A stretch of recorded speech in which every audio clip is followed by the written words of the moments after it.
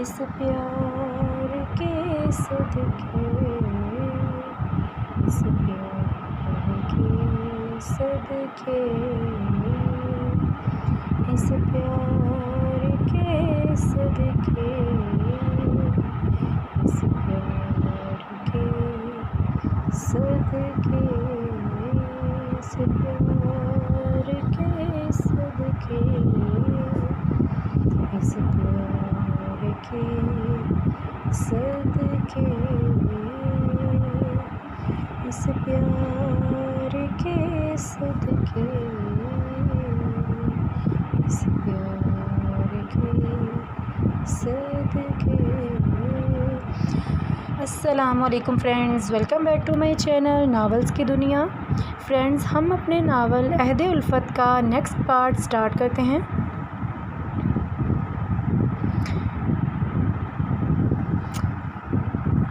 مہکار میں وہاں ٹھیک ہوں، اس نے سمجھانا چاہا۔ نہیں بیٹے، ابھی تمہاری پھپھو زندہ ہیں، ایسے کیسے پھپھو کے ہوتے ہوئے تم ہوٹل میں ٹھہرو گی؟ میں یہ کبھی نہیں مان سکتی۔ مہکار ٹھیک کہہ رہی ہے، ابھی سامان منگواؤ۔ دونوں نے فیصلہ سنا کر اس کی ایک نہ سنی، مجبوراً اسے سامان منگوانا پڑا۔ میں نے آپ کے لیے پہلے ہی روم چمکا دیا ہے کیونکہ آپ کو چمکتی چیزیں بہت پسند ہیں نا؟ مہکار نے مسکرا کر بولی تو حیدر ہنس پڑا۔ ابھی یاد ہے تمہیں؟ کیا مطلب؟ وہ کچھ کھٹکی۔ کچھ نہیں، میں سب کے لیے گفٹس لایا ہوں، ابھی لے کر آیا ہوں، وہ کہہ کر اٹھ کھڑا ہوا اور اس کے قد جسامت کو دیکھتے سائرہ بیگم نے نظر اتاری۔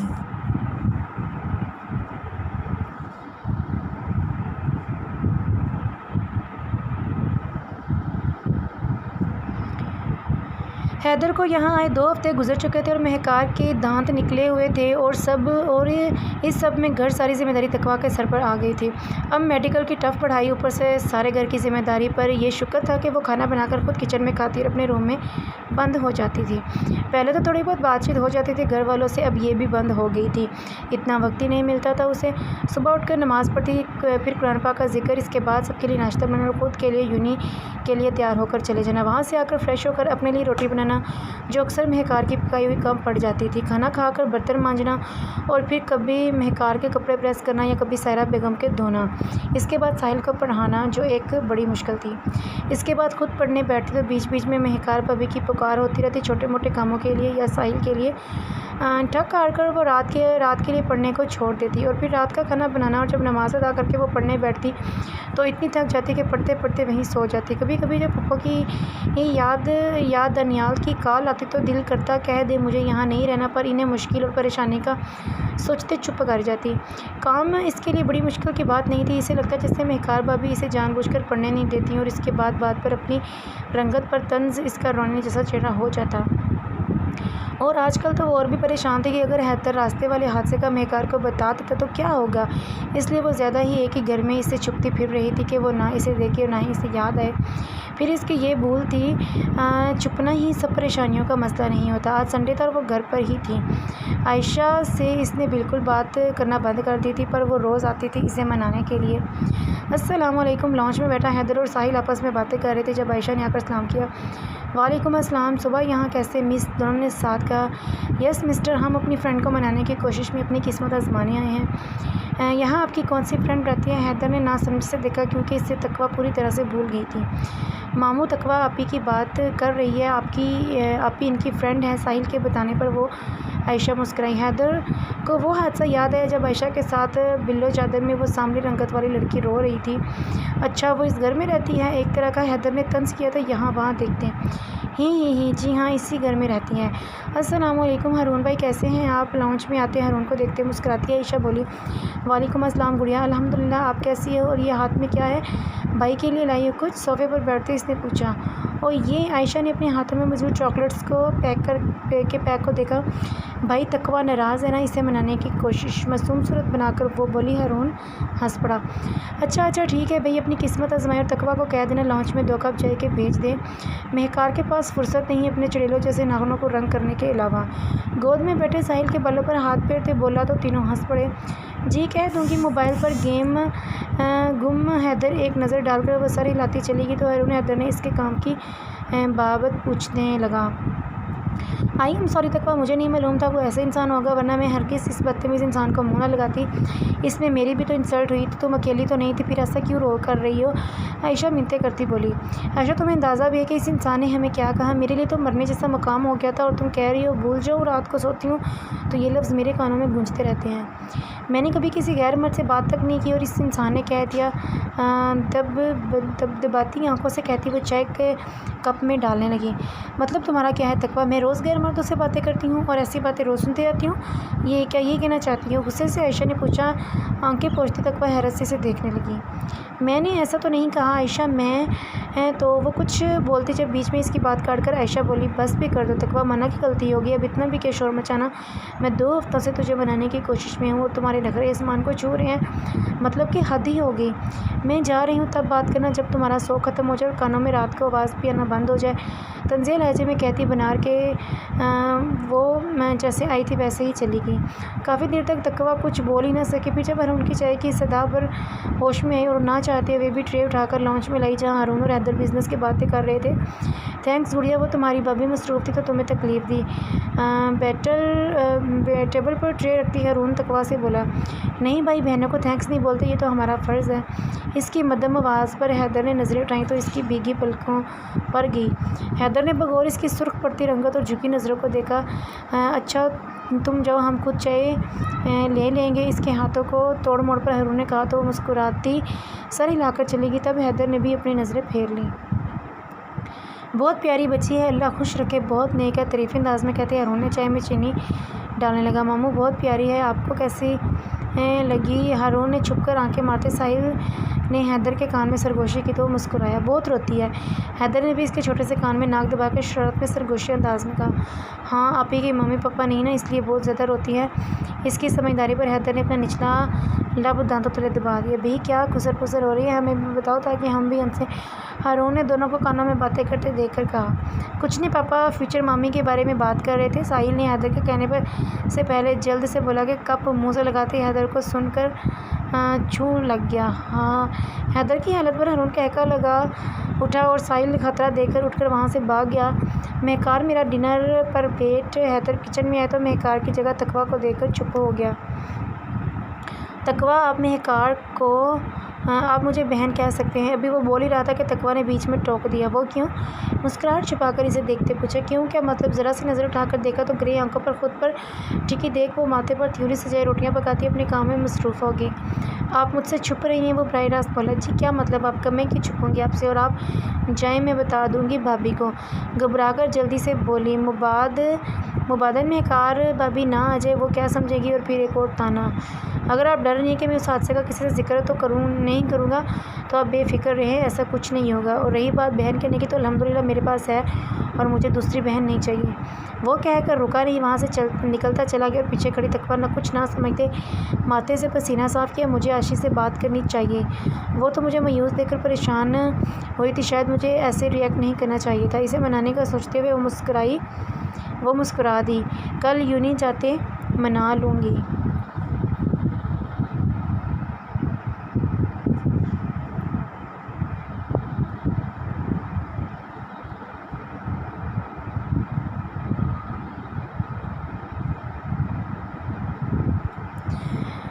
काफ़ी देर इंतज़ार करने के बाद भी जब आशी इसे लेने नहीं आए तो वो खुद गेट से निकलकर सामने ही इनके दरवाजे पर बेल बजाने लगी। कुछ ही देर में आयशा की अम्मी ने दरवाज़ा खोला। अस्सलाम वालेकुम, क्या आज आशी यूनी नहीं चल रही? इतनी देर हो गई है, सलाम करते वो पूछने लगी। वालेकुम अस्सलाम बेटा। आयशा अपने बाप के साथ कब की चली गई? इसने मुस्कुराकर जवाब दिया। चली गई? मुझे बताया नहीं उसने? वो हकीकत में परेशान होती बोली। हाँ बेटा, मैंने कहा तकवा बेटी के साथ नहीं जा रही तो बोली तुम नहीं जा रही। फिर क्या हुआ? हाँ आंटी, बस पहले मूड नहीं था, मैंने खुद इसे मना किया था, भूल गई थी, चलती हूँ, इजाज़त दें। फीकेपन से मुस्कुराकर इसने कहा और वहाँ से वापस घर लौट आई। क्या हुआ, वापस आ रही हैं आप? घर से बाहर आते हैदर ने इसे उदास चेहरे के साथ वापस आते देखकर पूछा। जी वो आयशा कहीं गई हुई थी, वो बहाना बनाकर अंदर जाने लगी। वो यूँ नहीं गई है, वो मुस्कुराहट छुपाकर बोला कि कदम आगे बढ़ाते ठटक कर रुक गए। आपको कैसे मालूम? इसने पसंदगी से पूछा। आशी ने मुझे बताया कि वो तुमसे नाराज़ है और तुम्हें अब इसे मनाना पड़ेगा। अपने घने बालों में उंगलियां फेर कर इसने बताया। तकवा का हैरत से मुंह खुल गया। आशी ने इन दोनों की आपस की बातें एक अनजान को कैसे बताई? इसमें हैरान होने की क्या बात है, वो मेरी भी फ्रेंड है, इसने मुझसे खुद फ्रेंडशिप की है। हैदर इसकी फटी आंखें देखकर बोला। मैंने आपसे पूछा कि आपकी फ्रेंड है या नहीं, वो रुखे लहजे में कहती जाने लगी। जब पीछे से फिर बोला, मैं चाहता हूँ आप भी मुझसे फ्रेंडशिप कर लें। इसकी ब्लू चादर में पुष्ट को देखते बोलकर शरारत से लब दबाया। और मैं ऐसे घटिया रिश्ते बनाने की ख्वाहिशमंद नहीं हूँ। मेरी नज़र में एक लड़की का दोस्त अपने बाप, भाई या शौहर के अलावा कोई नहीं हो सकता, और इसके अलावा जो होते हैं वो गुनाह में शुमार होते हैं। और प्लीज़ मुझे ऐसी घटिया ऑफ़र करने से गुरेज करें। ठंडी ठार लहजे में बोलती वो हैदर को बहुत पसंद आई। इसका छुपा छुपा सा अंदाज़, नज़रों को झुकाकर बात करने की अदा, लहजे की सच्चाई, वक़ार और संजीदापन इसके मजबूत किरदार का दीवाना बना रहा था। तो मतलब आप मुझे अपने शौहर से आप सिर्फ अपने शौहर से दोस्ती करेंगे, तो इसका मतलब मुझे आपका शौहर बनना पड़ेगा। वो एकदम इसके सामने आते बोला। इसकी बात पर तकवा का जिस्म का सारा खून चेहरे पर जमा हो गया और पलकें लर्ज़ से गई। वो बिल्कुल इसके सामने आ चुका था कि वो थोड़ी भी हिलती तो नाक सीधा इसके सीने से लगता। इसके महंगे परफ्यूम की खुशबू तकवा के नाक से जाती, दिमाग में हलचल मचा गई। ये क्या घटियापन है मिस्टर हैदर शाह? 2 कदम पीछे हटती वो दाढ़ी। ये घटियापन नहीं, सिंपल सा सवाल है मिस तकवा। जेब के पॉकेट में हाथ डालकर वो दिलकशी से इसके बदलते रंग देखते बोला, मैंने कहा ना ऐसे घटिया ताल्लुक़ की मैं ख्वाहिशमंद नहीं हूँ, और बराए मेहरबानी मुझसे आज के बाद बात ना करें। झिड़क कर कहती वो मुड़ी के पीछे से हैदर ने इसके हाथ को पकड़ लिया। तकवा का तो जैसे हलक मुँह आ गया। हैदर की इतनी जुर्रत पर इसका पारा सर पर चढ़ गया। चिट्टाख पलट कर इसने ज़ोरदार थप्पड़ इसके मुंह पर मारा। बहुत कर लिया आपने बकवास, समझते क्या है खुद को? हिम्मत कैसे है मुझे छूने की? ठर ठर कांपते हुए चिल्लाई। काश इतनी हिम्मत आप लड़कियां बाहर इस्तेमाल करती तो अभी तक इस आदमी की बात को सोग में न होती। वो फिर एक कदम बढ़कर इसके सामने आया और अपनी गाल पर हाथ रखकर ज़रा सा इसकी तरफ झुक कर बोला,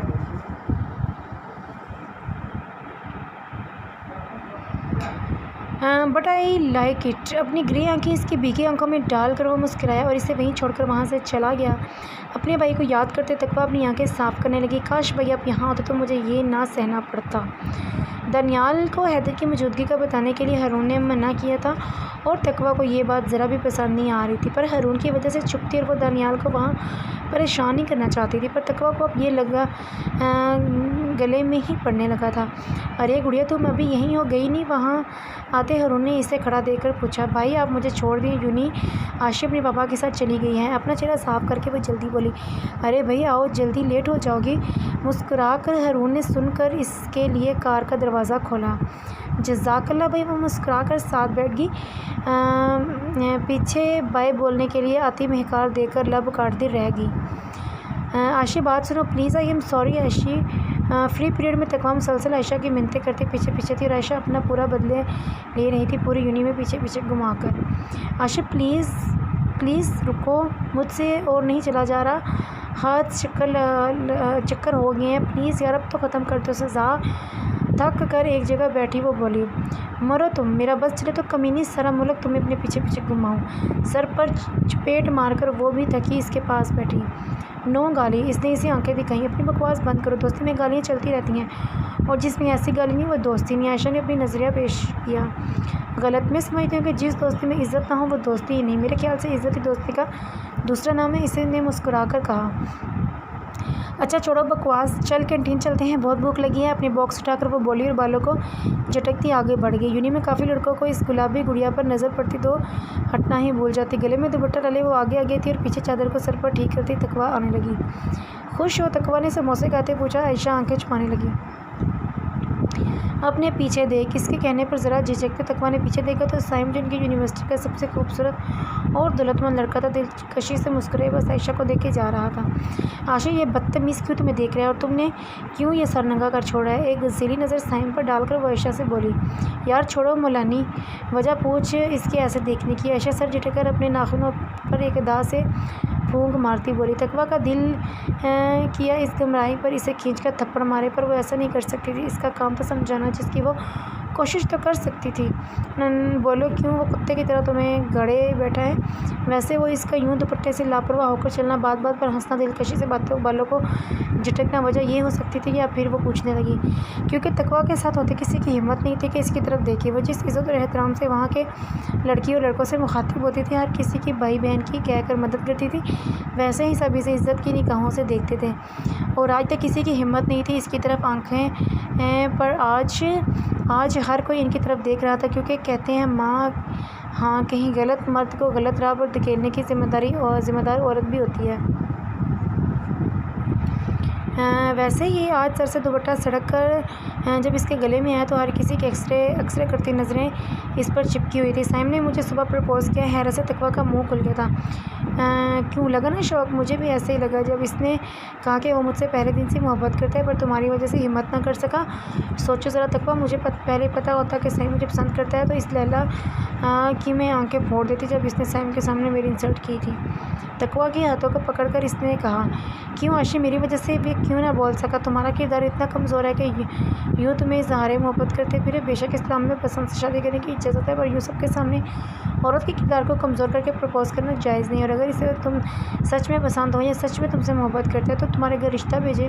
یہ کیا طریقہ ہوا بھلا؟ یہ گمراہی ہے، اس نے سمجھانے والے انداز میں کہا۔ پاگل، میں اس لڑکی سے شادی کروں؟ یہ کیا اتنے چھوٹے سپنے ہیں میرے؟ ایک بلند کہکہ لگا کر اس نے کہا، اور تقویٰ کو سمجھ نہ آیا اس نے ہوا کیا اس بہکی باتیں کر رہی ہے، تو جاؤ اسے انکار کر دو اور کہو آئندہ مجھے ایسی ویسی لڑکی سمجھ کر ایسا کہا تو اچھا نہیں ہوگا، اور سر پر دوپٹہ ٹھیک کرو، تمہاری عزت کسی کی امانت ہے۔ تقویٰ نے آہستہ سے عاشق کے کہکے پر سب کو متوجہ ہوتے دیکھ کر کہا، چھوڑو یار، کیا فرق پڑتا ہے، رہنے دو اس پاگل، میں کوئی انکاری اظہار نہیں کر رہی۔ وہ منہ بنا کر بولی، عاشق تو پھر یہ تمہارے پیچھے ایسے ہی گھومتا رہے گا اور اس سے تمہارے امیج پر اثر پڑے گا، پتہ بھی کیسا لڑکا ہے۔ مجھے کوئی فرق نہیں پڑتا یار، کہیں تو میں بھی خود کو انسان سمجھو، ورنہ گھر میں چھوٹی چھوٹی خواہشوں کے لیے ترستی معاشیوں کی طرح کام کرتی، میری تو کوئی ویلیو ہی نہیں رہی، مطلب کہیں تو کوئی فائدہ ہو اتنے حسین ہونے کا، اور ویسے ان سب کو تم نہیں سمجھ سکتی۔ عائشہ بیزاری سے بگڑے موڈ سے بولی، عائشہ اس کے بڑے بڑے خوابوں کا تو پتہ تھا پر یہ سوچتی کہ یہ تقویٰ کو نہیں معلوم تھا۔ تبھی پہلی بار سن کر وہ صدمے سے بولی تو عائشہ ہنس پڑی، چل یار اس کا نام زندگی ہے، آنکھ مارتے بولی تو اس سے پہلی بار اس کے ساتھ وحشت ہونے لگی۔ اور ایک مزے کی بات سن یار، میں کہتی تھی نا کہ دنیا میں ابھی بھی خوابوں کے شہزادے ہوتے ہیں، تو یار کبھی غور سے دیکھ حیدر شاہ، اف کیا بنتا ہے تقویٰ، میں بیان نہیں کر سکتی، اور اس کی دولت بھابی کے منہ سے سن کر میرا منہ کھل گیا۔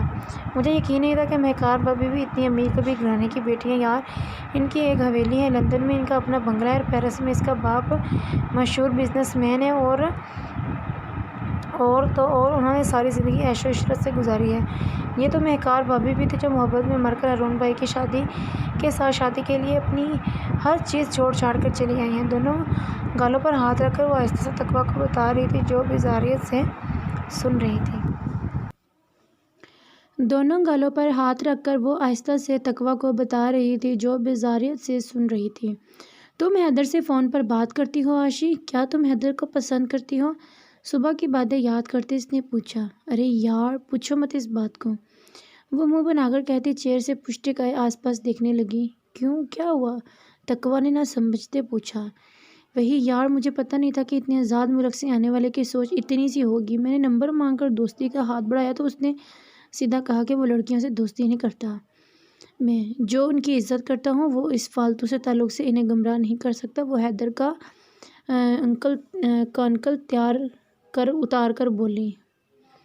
حیدر کی نقل اتار کر بولی۔ تقویٰ حیرت سے اسے دیکھنے لگی۔ اچھا ایسا کیا؟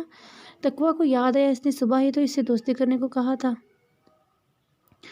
ہاں، پر بھابی نے میری بات سن کر مجھے اس کا نمبر دے دیا، اور پھر اس کے بار بار اگنور کرنے پر بھی میں اس سے باتیں کر ہی لیتی ہوں۔ وہ ہنستی اپنی بات کا مزہ لیتے بولی، تم اسے پسند کرتی ہو عائشہ، جس کی وجہ سے اپنی انہا عزت کو کچل رہی ہے؟ افسوس سے وہ بولی، بکواس نہ کرو، میں کیوں اپنی انہا عزت کو کچلنے لگی، میں صرف اس کی دوست بننا چاہتی ہوں بس۔ بکس اٹھا کر وہ وہاں سے چلی گئی اور تقویٰ پیچھے اس کے تیزی سے بدلتے رنگوں کو دیکھنے لگی۔ السلام علیکم تقویٰ، کیسی ہوں؟ اس کی کلاس فیلو تقویٰ کے سامنے بیٹھتی بولی۔ وعلیکم السلام، شکر الحمدللہ میں ٹھیک ہوں، آپ کیسی ہیں؟ تقویٰ سر جھٹکتی اسے کسی اور وقت پر سمجھانے کا سوچتی بولی۔ میں بھی ٹھیک ہوں تقویٰ یار، یہ کچھ ہیلپ کر دو۔ وہ مسکرا کر بک سامنے رکھتی بولی تو اس نے مسکرا کر سر ہلایا۔ عائشہ کے جاتے ہی سائم بھی اپنے دوستوں کے ساتھ کینٹین سے چلا گیا۔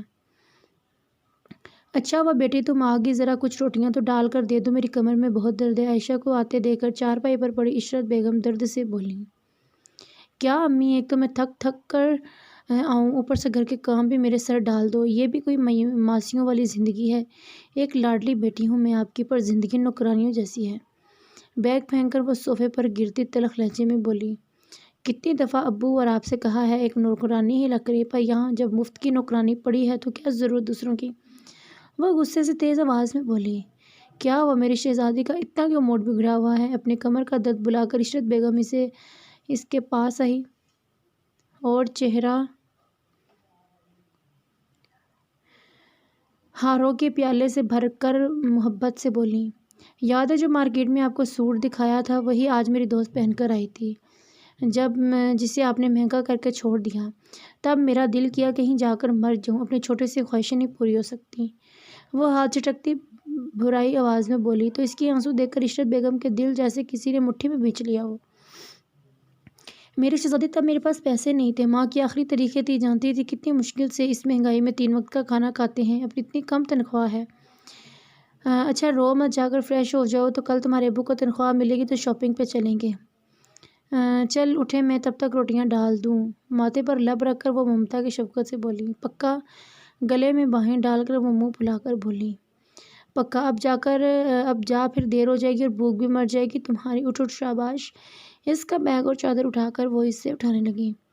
پتہ نہیں کب میں پیدل آنے کی بجائے اپنی گاڑی میں آؤں گی، گاڑی میں جاؤں گی، دل کھول کر شاپنگ کروں گی، خوبصورت مہنگی جیولری پہنوں گی۔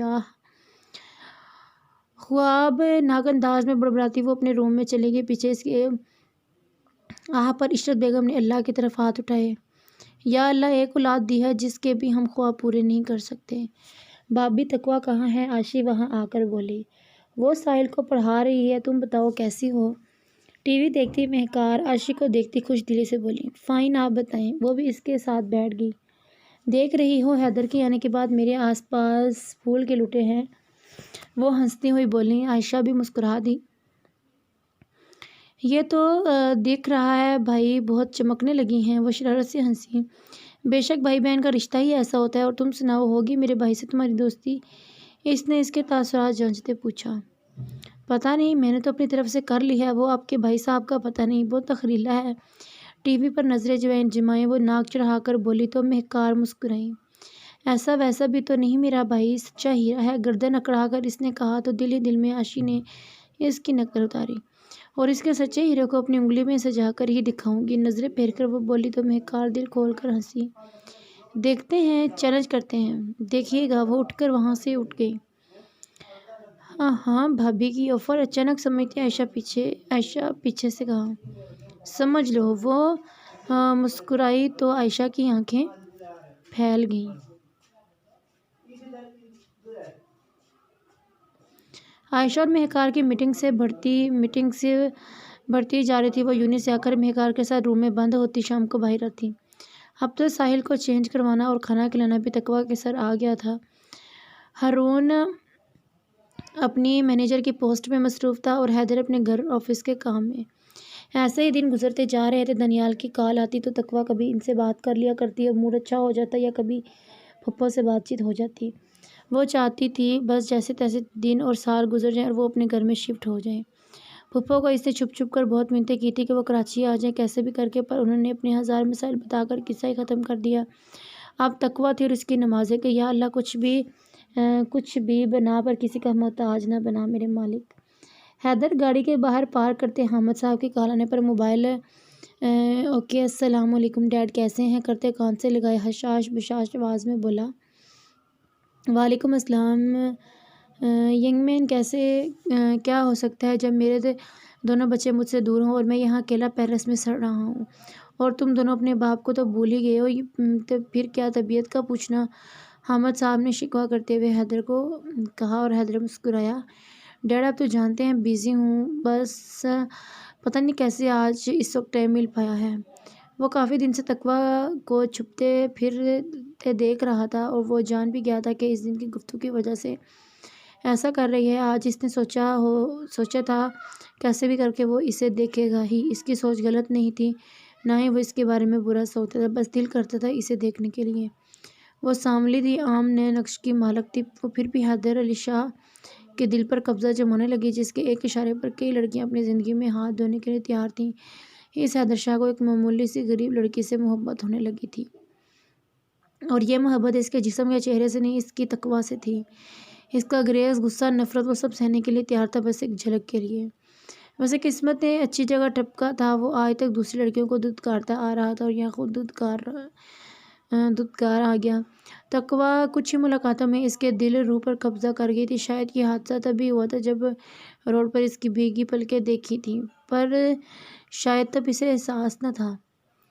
ینگ مین، میں نے ایک ڈیسیژن لیا ہے کہ اپنا گھر بننے کے بعد اپنے ملک لوٹ آؤں، بس آپ، اور دل کرتا ہے اپنے ملک سے دور رہنے کا۔ حامد صاحب کی بات پر حیدر سچ میں خوش ہو گیا۔ اوہ واو ڈیڈ، یہ اپنی زندگی میں سب سے بیسٹ ڈیسیژن لیا ہے۔ حیدر کی خوشی کے اظہار پر حامد صاحب کہہ کر لگا اٹھے۔ ینگ مین، طنز کر رہے ہو اپنے ابو پر؟ وہ کچھ مشکوک سے بولے۔ نہیں، سچ میں اچھا ڈیسیژن ہے، وہ ہنس کر یقین دلانا چاہتا تھا۔ ہاں تو پھر دوسرا ڈیسیژن کیا ہے؟